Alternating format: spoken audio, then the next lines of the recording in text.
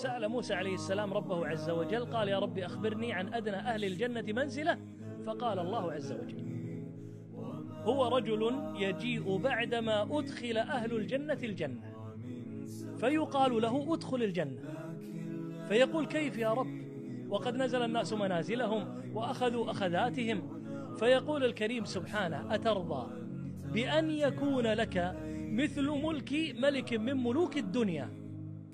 تخيل أعظم ملك في الدنيا نعطيك مثل ملكه. قال رضيت يا رب. فيقول الكريم سبحانه لك ذلك ومثله ومثله ومثله ومثله، حتى قال في الخامسة رضيت يا رب رضيت يا رب. فيقول ذا المن والجود ويقول ذا الفضل العظيم الواسع لك ذلك وعشرة أمثاله ولك ما طابت نفسك وقرت عينك. هذا أدنى أهل الجنة منزلة، وآخر من يدخل الجنة فكيف بمنازل الصالحين والمتعبدين والخاشعين. ألا إن سلعة الله غالية، ألا إن سلعة الله الجنة. بل لما ذكر الله عز وجل أنه يجعل لأهل الجنة قرة أعين جزاء بما كانوا يعملون، تدري ايش معنى قرة أعين؟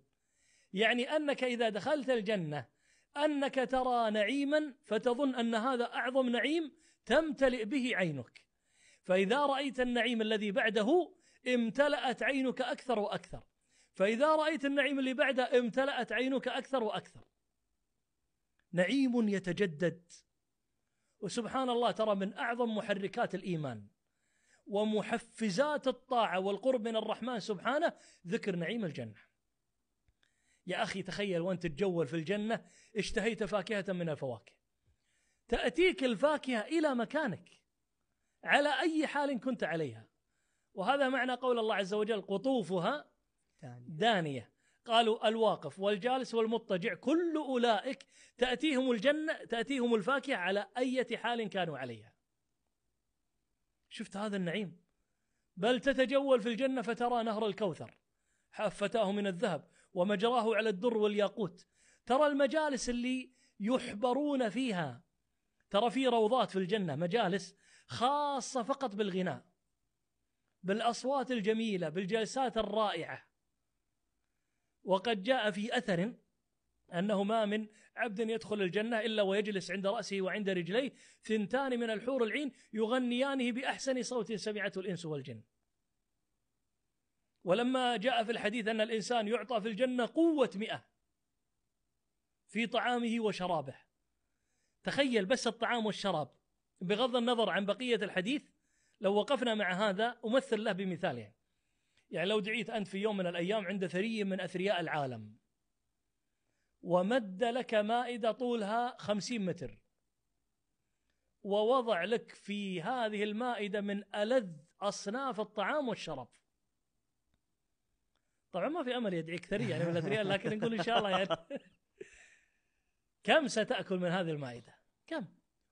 ولو قلنا أنك في غاية الجوع والعطش، هل ستأكل نصف الطعام أو ثلث الطعام أو ربع الطعام، أو ما تقدر تأكل ولا حتى يمكن 10 الطعام، لأنك ما تستطيع إدخال الطعام على الطعام إذا امتلأت المعدة.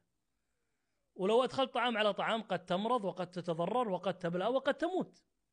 أما في الجنة فتأكل وتشرب وتأكل وتشرب وتأكل وتشرب فلا تتضرر ولا تمرض ولا تبلى ولا تموت. شفت كيف هذا النعيم العظيم؟ يا أخي يكفي أنك في الجنة إذا قدر لك، لأن الجنة منازل وما بين كل منزلة ومنزلة يعني مكان رفيع جدا، لكنك قد تحظى بلقيا رسول الله صلى الله عليه وسلم. تخيل تزور النبي عليه الصلاة والسلام وتجلس معه وتستمع إلى حديثه، تلتقي بأبي بكر وعمر، تلتقي بالعشر المبشرين بالجنة عموما، تلتقي بمن تحب من الصحابة والتابعين وصالحي هذه الأمة. ترى هذا بحد ذاته ترى نعيم لوحده، يعني نعيم لوحده. أما أعظم نعيم في الجنة، وأختم به، فيا لله ما أعظم وأشرف تلك اللحظة. تخيل وأهل الجنة في نعيمهم وأنسهم وسعادتهم، فإذ بهم يسمعون صوتا يقول السلام عليكم يا أهل الجنة، إنه صوت الله. فلا يجدون ردا أبلغ من قولهم بلسان واحد: اللهم أنت السلام ومنك السلام تباركت يا ذا الجلال والإكرام. فيقول ربنا عز وجل: يا أهل الجنة تريدون شيئا أزيدكم؟ فيقولون: يا رب ألم تبيض وجوهنا؟ ألم تدخلنا الجنة؟ ألم تنجنا من النار؟ فيكشف الحجاب وينزح الستار، فلا والله ما رأوا منظرا أروع ولا أعظم ولا أجمل ولا أحسن من رؤية وجه الله جل جلاله، وهذا هو أعظم نعيم في الجنة، وهذه أعظم لحظة في تاريخ الدنيا والآخرة. قال ربنا عز وجل: للذين أحسنوا الحسنى وزيادة. الحسنى هي الجنة، والزيادة هي لذة النظر إلى وجه الله. نعم، سترى ربك، سترى الذي خلقك ورزقك، سترى الذي سقاك وأطعمك يقينا لا شك فيه، كما قال عليه الصلاة والسلام: إنكم سترون ربكم كما ترون هذا القمر لا تضامون في رؤيته.